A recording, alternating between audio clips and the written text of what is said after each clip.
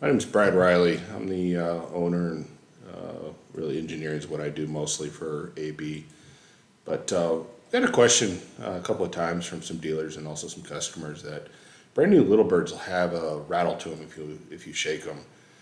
It's completely normal, and there's some stuff we could do about it. We choose not to, and I'll get into that here in a second. But let's have a look at the cutaway of it.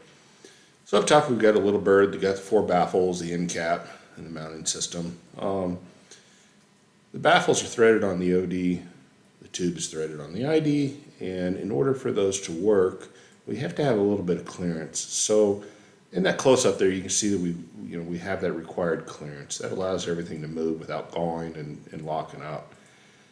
We also have to have a little clearance to allow for debris in there.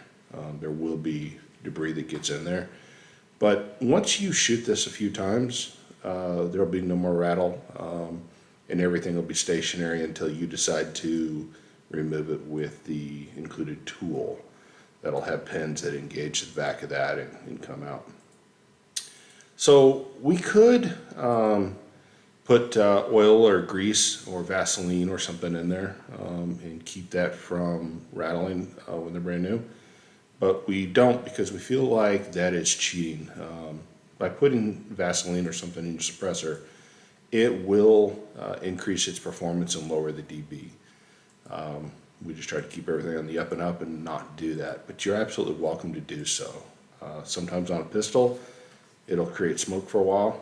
Rifles, we don't see that problem. Don't get too carried away with the cable lubes and some of that other stuff that's out there. When you do go to take it apart, part of our cleaning is go ahead and put some oil or some solvent in there. That just loosens everything up and allows it to all move out of the way. So let's talk about when we do take this apart and what happens to the carbon that does build up in there. So you'll take the tool, you'll engage it, and then you'll start to pull that baffle out. And the OD of the baffle is actually cut like a tap. There's no better way to clean out threads than run a tap through it. That's what we're doing with our baffles. So as you remove that baffle, all those little teeth are going to cut the carbon out and everything just comes out nice, clean, and easy. Another neat thing that you can do is the back of the tool has pins on it.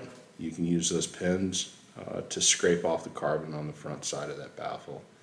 A lot of people online will talk about getting things really, really clean and using ultrasonic cleaners and all that. The truth is it's not necessary. A seasoned or used suppressor typically performs better than a brand new or super clean one. Obviously, there's diminishing returns as it gets dirtier and dirtier, so you do want to knock the big chunks out, but put it back together after you've knocked the chunks off and enjoy it some more. Hope this helps. Enjoy sharing this stuff with you guys. Give it something to look at, and we'll see you at the range or in the field someday.